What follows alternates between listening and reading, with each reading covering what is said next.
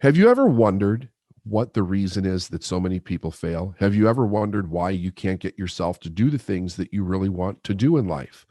Do you know the real enemy that's holding you back? Come on into this episode of the Successful Mind podcast and give it a listen. I think you'll be pleasantly surprised.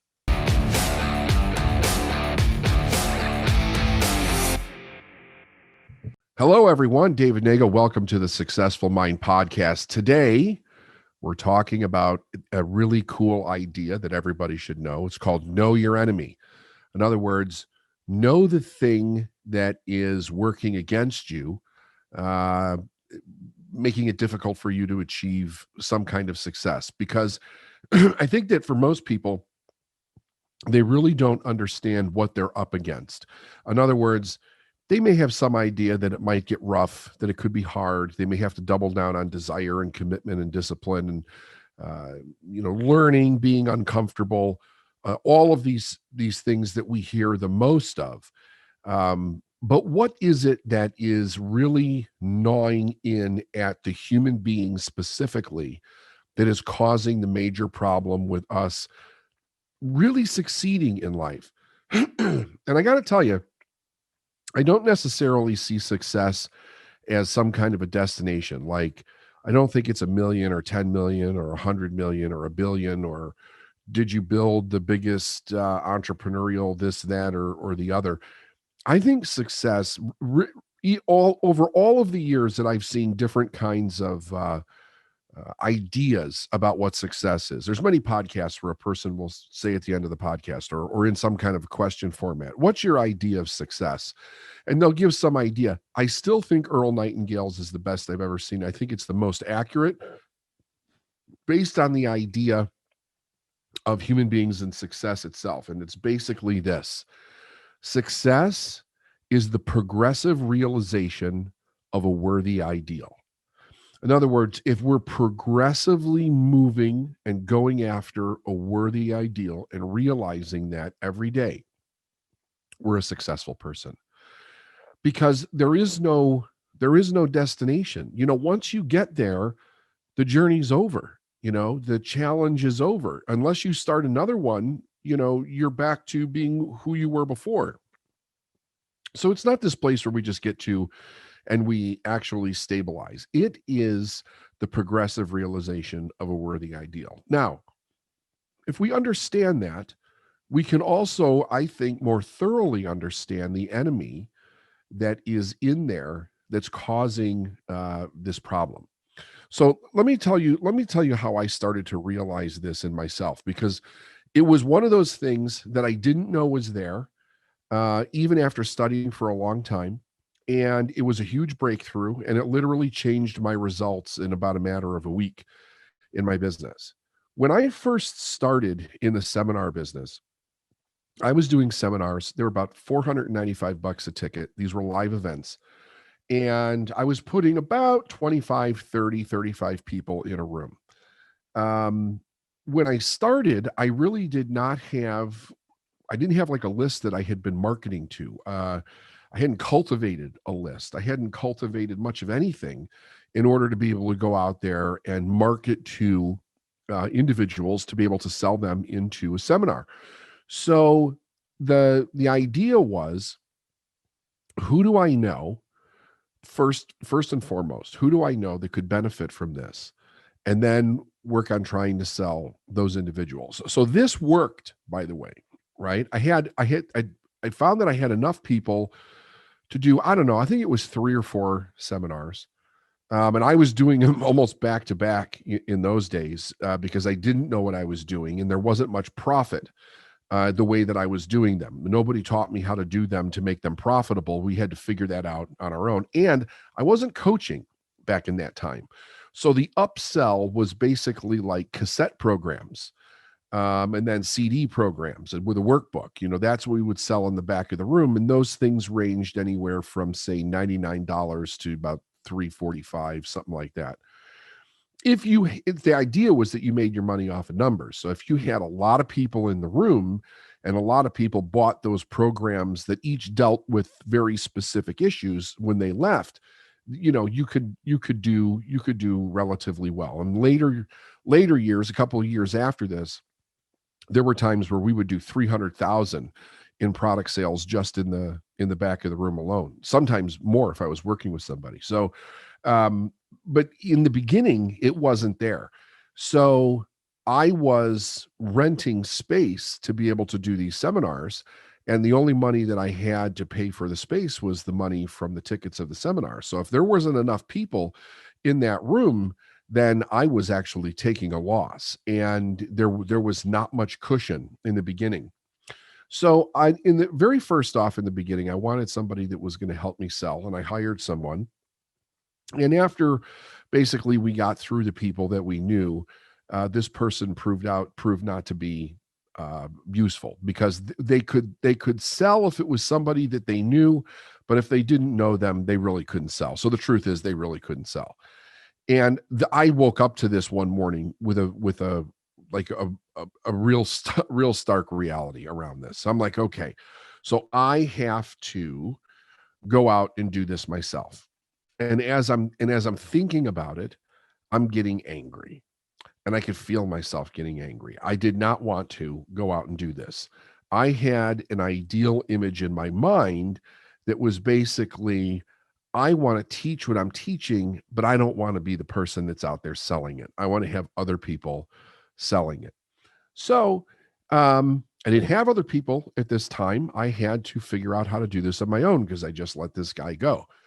Anyway, here I am. First day that I'm going to have to make sales calls. I'm sitting in my converted bedroom office in my 980 square foot ranch house in Northern Illinois.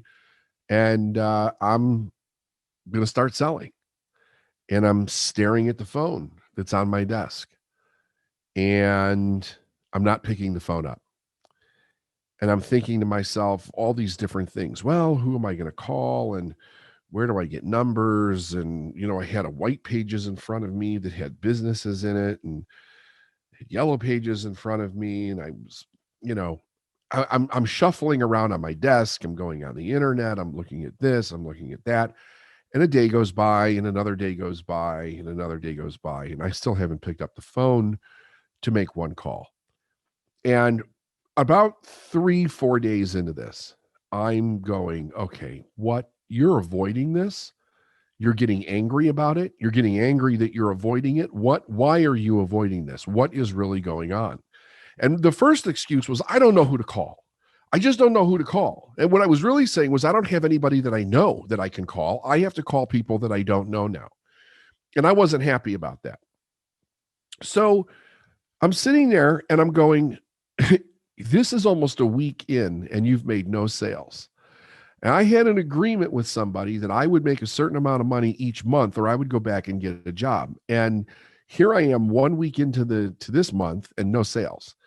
And I'm thinking, I've got to change this around really fast, or I'm going to have to go back to work if I don't come up with that money this month. So I'm like, what is this about? What is actually going on with me that is keeping me not only from picking up the phone, but it's got me doing all other kinds of crazy activities that are not income generating activities at all. And they're not even, they couldn't even be construed as income generating activities. I wasn't marketing. I wasn't writing copy. I wasn't networking. I was just surfing. I was looking for things and I didn't know what I was looking for.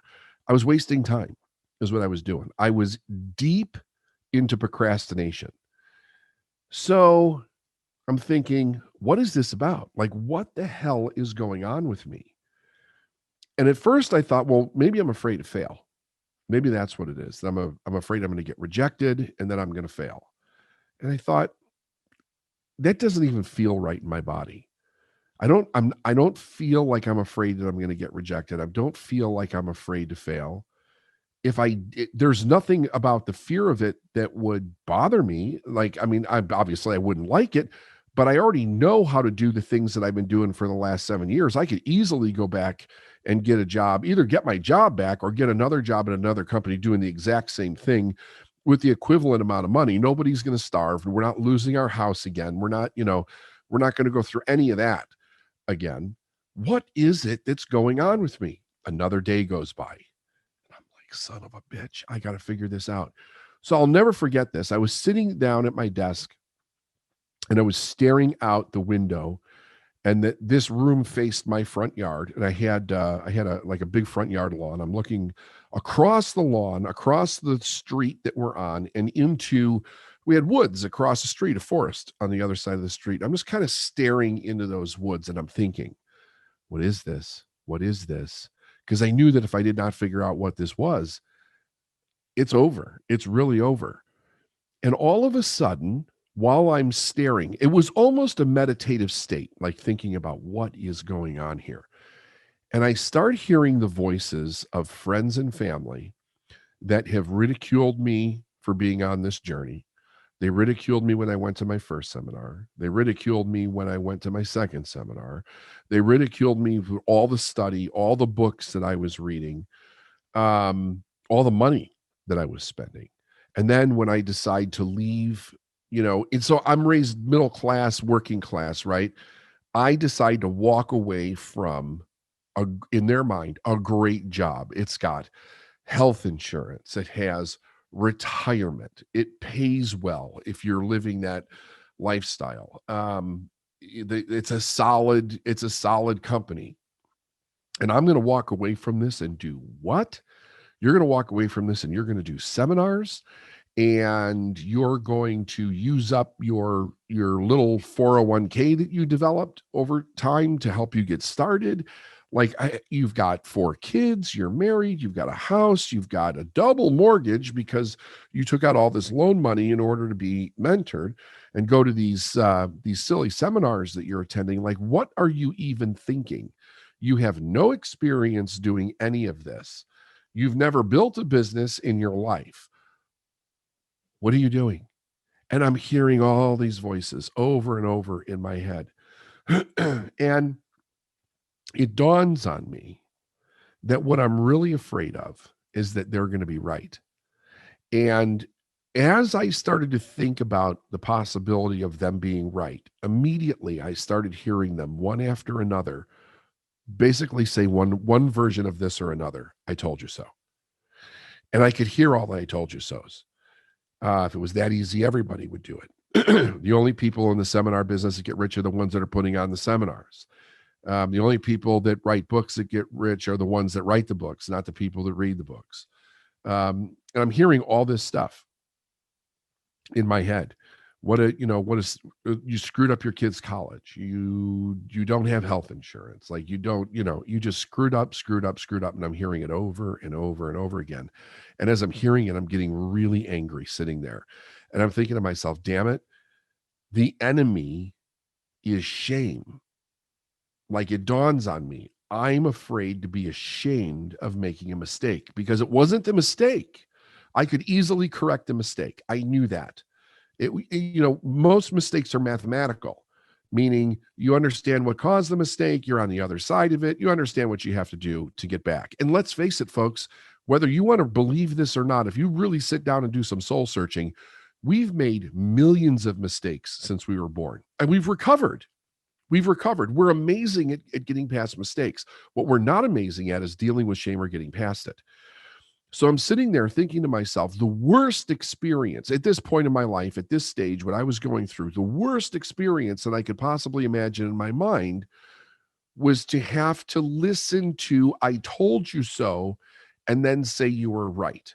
I'll never forget, I even created this argument in my head. Like, I'm literally arguing with this person who's not saying this. I haven't failed, but I'm having an argument with the person in my head. And they're saying, I told you so. You shouldn't have done this. You shouldn't have done. And I'm coming up with excuses as to why it didn't work and how I'm going to go back and I'm going to make it work. And the more I went down this road with this argument, the more I felt like shit.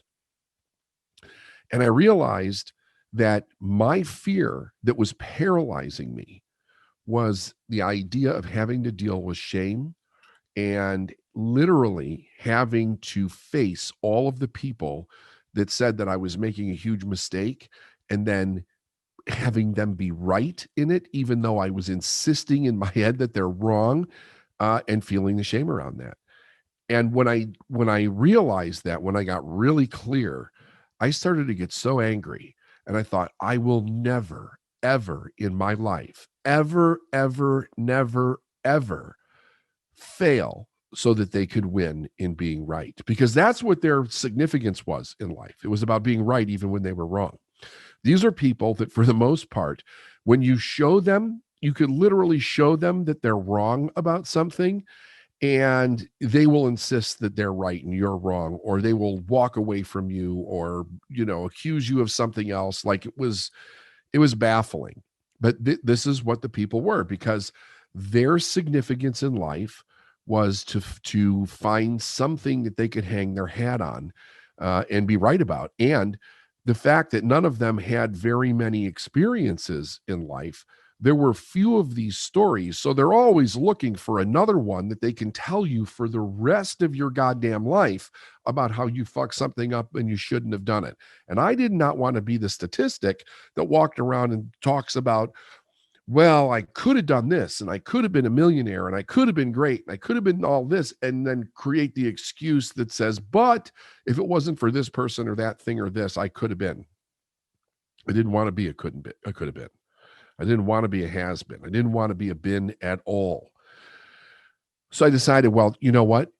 I'm not going to let it stop me. So what I need to immediately do is I need to immediately get on the phone. And I did get on the phone, and I earned enough money, more than enough money that week to pay the bills. And the rest is history, because I just kept going with that process that this wasn't going to happen. Now, at that time in my career, I didn't understand that much about shame. I knew what shame was, I knew it existed. I didn't know how prevalent it was in human history or in mankind, period. But what I do with a lot of things, when I'm really looking to see the truth, and what I mean by the truth in the context of what we're discussing today, is that I'm looking for a universal truth. Like, whatever you believe in, whoever, whatever, however this universe was created, there is some kind of a logic to it. There is some kind of a math to it. There is some kind of a life-giving force that exists in it. And that thing creates everything. So you call it whatever you want. That doesn't matter to me. The idea is that we understand more about it. So I was thinking to myself, I'm looking at this and I'm like, what's really interesting about shame is it doesn't exist in the animal kingdom.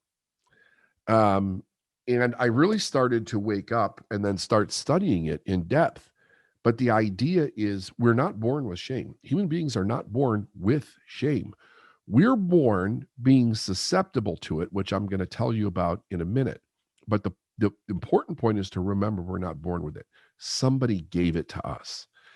If you look at the animal kingdom, you'll see that the animal kingdom fails just as much as human beings do. But they don't sit around and wallow in it. They don't sit around in self-pity. They don't get depressed. They don't start, taking Adderall or Prozac or Valium or whatever. They don't sit around and drink. They don't do destructive behavior to distract themselves away from this supposed pain that they're feeling. What they do is they pick themselves up and it moves forward. All life continues to move forward. But there's no self-consciousness to reflect back any shame. And shame, if you look at shame and like, what is the definition of shame?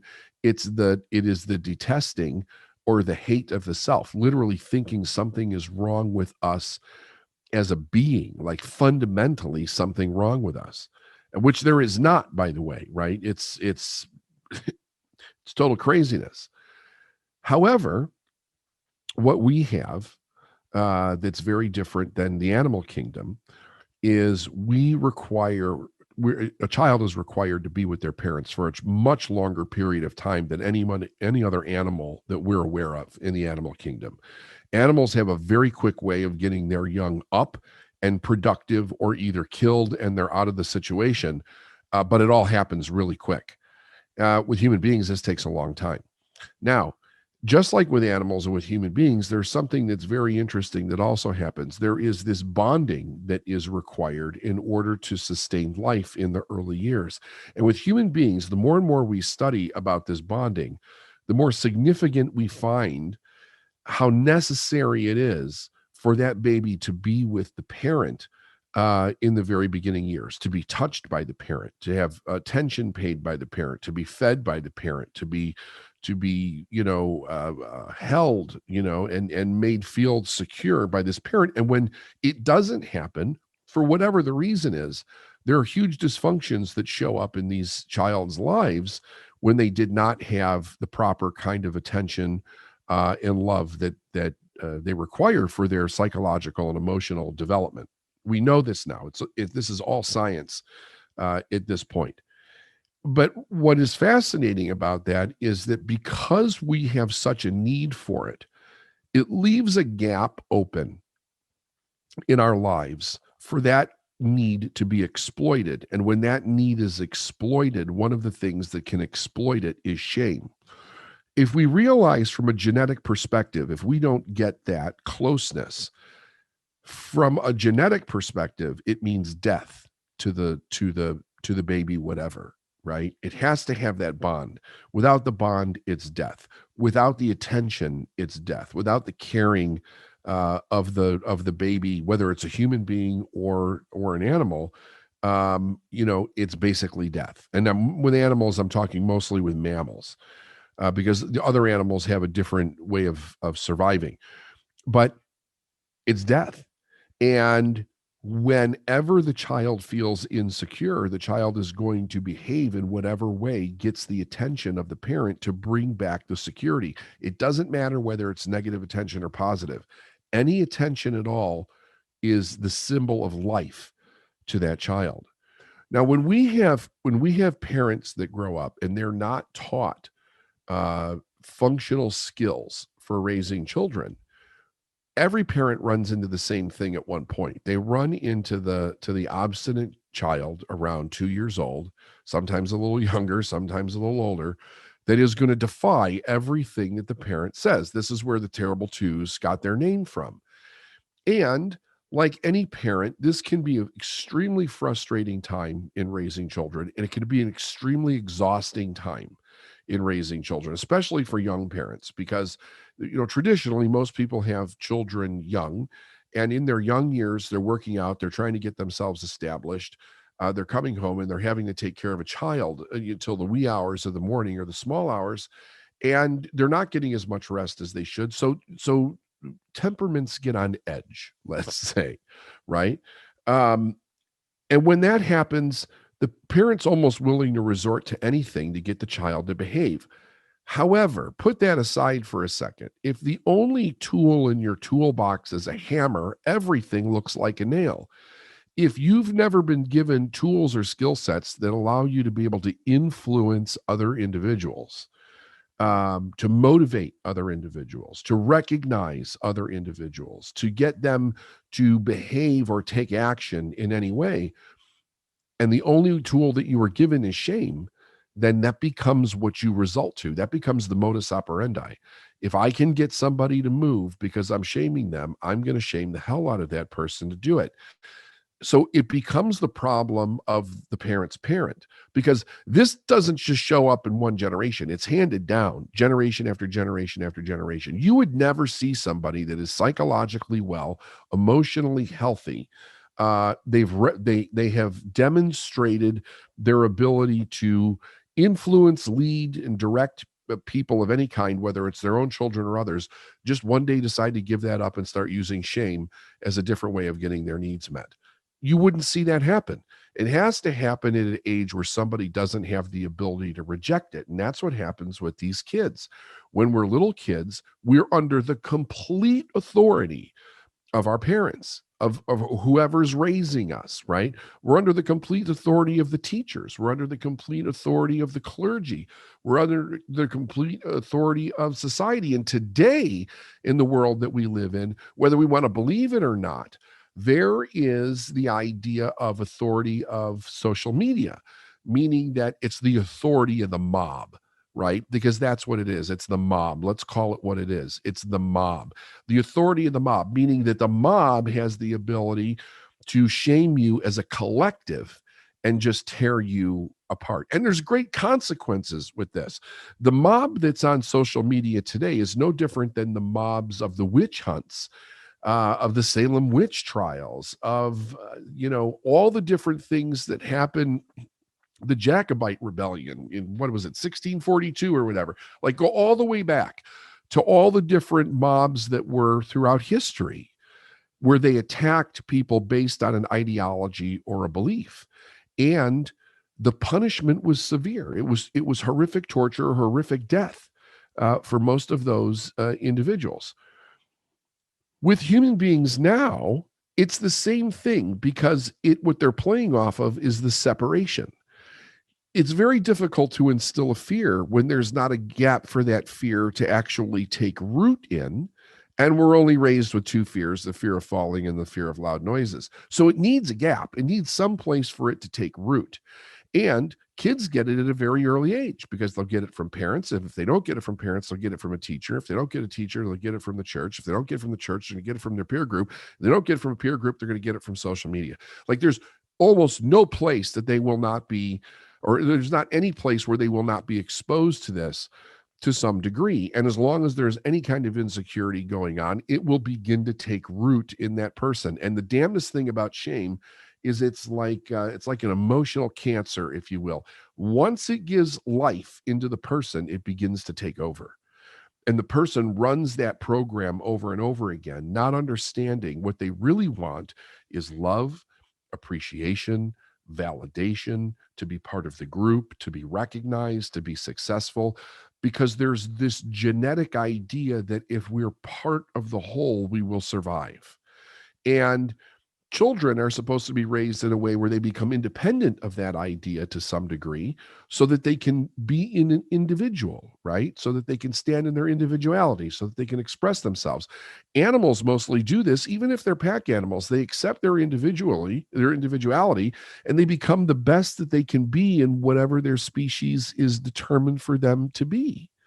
So what most people don't realize is that as this progresses forward, we come up against a big problem. And the problem is that the main things in life that control our thinking, that govern who we are as people, we've also successfully put a tremendous dose of shame around that. All the major religions teach with the tool of shame. We've wrapped shame around our bodies and shame around our sexuality and the way we want to express our sexuality.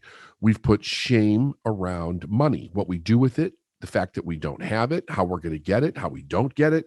There's all kinds of shame around that. You've got the big three. You've got God, you've got sex, and you've got money, which is your resource for life in the world that we're currently living in. And if you don't do it right or the way other people think that you should do it, you're shamed because of it. If you want to stand out and be different and go start a business, if you want to be an entrepreneur, you're going to basically say, I'm standing up above the mediocre of the world. I'm standing up above the average. I want to do something better, bigger. And as you begin to do that, you're separating yourself from the same herd. As you separate yourself, they're going to see you as something that's wrong, and they're going to shame you. And that's where we become very susceptible in our business to making mistakes, getting shamed, and then coming all the way back down again and totally burning and crashing. If we understand that almost every single thing that goes on inside of us that would keep us from the success that we want, and I'm talking about negative thinking, negative emotions, negative behavior, self-destructive behavior, numbing behavior, the idea that you want to escape, whatever it might be, it's all of it is rooted in shame. Shame is the real enemy of success. Shame is the enemy of individuality. Shame is the enemy of expressing yourself as the beautiful person that you are, and in every area of your life, whether that is physically or sexually or in your thought or in your emotion or artistically or in your creativity. When shame gets in there, it stifles that side of yourself, and you're not able to give that godlike expression to the world. So we have to understand who the enemy is. The enemy is shame. Know your enemy. Know that the enemy is shame. And the idea, in order to change it, is to understand this one thing. Number one, it's not us. It's somebody else's voice that got in our head. What is the real problem? The real problem is that we're insecure and we think that we need validation, love, commitment, appreciation, approval, acceptance by other people in order for us to be well. And while all of those other things are nice, it's not required for us to be well, but it was at one time. We need to learn to separate that out in our mind. You're not a 6-month-old infant that is going to die if mom's not around. You're not the vulnerable kid on the playground that is going to not know what to do with themselves if the other kids don't accept you for volleyball or whatever. You're an adult and you have to be willing to stand on your own 2 feet and heal that side of yourself. And what is the way we do that? It's through acceptance. It's through acceptance of who we really are as a person.